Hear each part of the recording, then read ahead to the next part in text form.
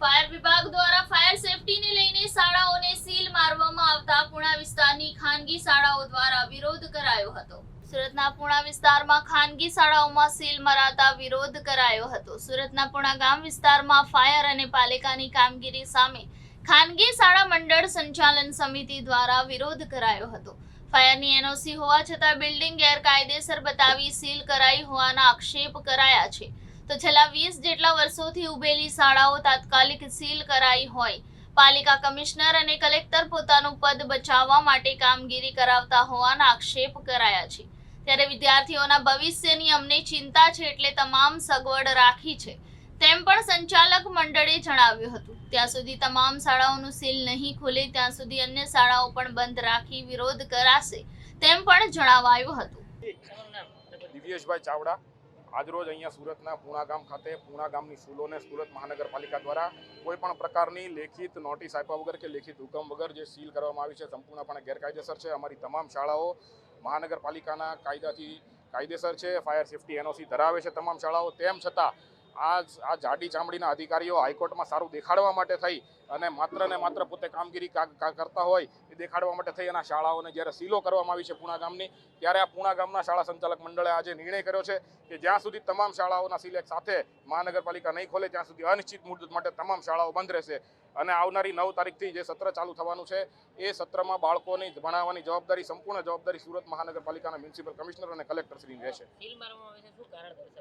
Seal મારવા વિશે એમણે COR તમારી મંજૂરીના હોવાનું કારણ દર્શાવ્યું છે, પણ હાલ ગુજરાત સરકાર જ્યારે ઇમ્પેક્ટનો કાયદો લઈને આવી છે અને અમારી ઇમ્પેક્ટની અરજીઓ પેન્ડિંગ હોય, COR ગેરકાયદેસર ગણી શકાય નહીં। માત્ર ને માત્ર અધિકારીઓ પોતાની કામગીરી દેખાડવા માટે થઈ અને આવા મૌખિક કોઈ પણ પ્રકારની લેખિત સૂચના વગર આવા નાટકો કરી રહી છે। મિતેશ દુધાની, પ્રેરણા વિદ્યાલય।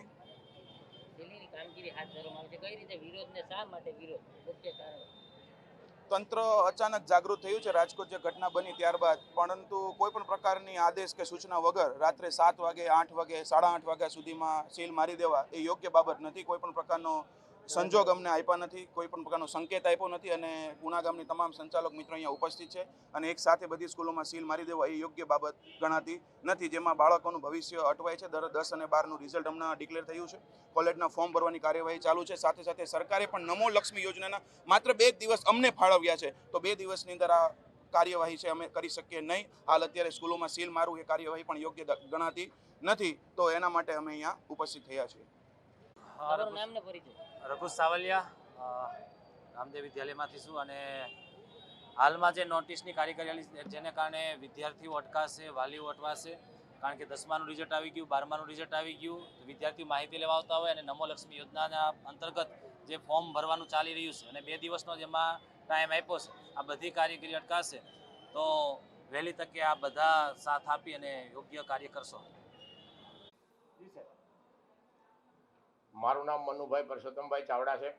સ્વામી Vivekanand education and welfare trust સંચાલિત નાલંદા વિદ્યાલયના પ્રેસિડેન્ટ તરીકેની જવાબદારી છે મારી। ગઈકાલે સુરત મહાનગરપાલિકાના અધિકારીઓ કોઈપણ જાતની નોટિસ વગર, કોઈપણ જાતની જાણ કર્યા વગર અમારી આ ચાલુ સ્કૂલ, પ્રવેશની કાર્યવાહી ચાલુ, એડમિશનની કાર્યવાહી ચાલુ, 200નો સ્ટાફ એ ચાલુ સ્કૂલમાં આજે સવારે સીલ મારવા આવ્યા અને સીલ મારી દીધું। સ્ટાફ અંદરનો સ્ટાફ અંદર અને બહારનો સ્ટાફ બહાર, કોઈ પણ જાતની જાણ કર્યા વગર આ સુરત ઝોનના અધિકારીઓ પોલીસ બંદોબસ્ત સાથે, પોલીસ સિક્યુરિટી સાથે આવીને બહાર લોક મારી દીધું। અંદરનો સ્ટાફ અંદર રહી ગયો, બહારનો સ્ટાફ બહાર। તમામ કાર્યવાહીને દાદાગીરીથી, માફિયાગીરીથી આ અધિકારીઓએ આ સંસ્થાને સીલ મારવાની કાર્યવાહી કરી છે।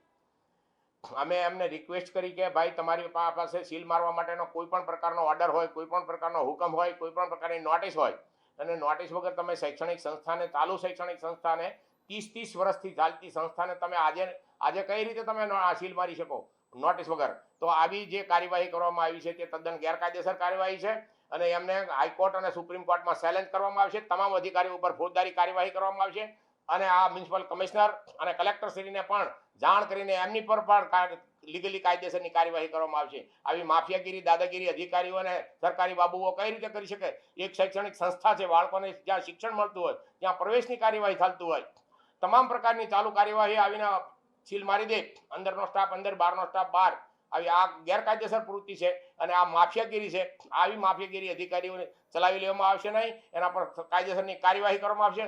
સખ્તમાં સખ્ત આવી કાર્યવાહીને વખોડવામાં આવે છે.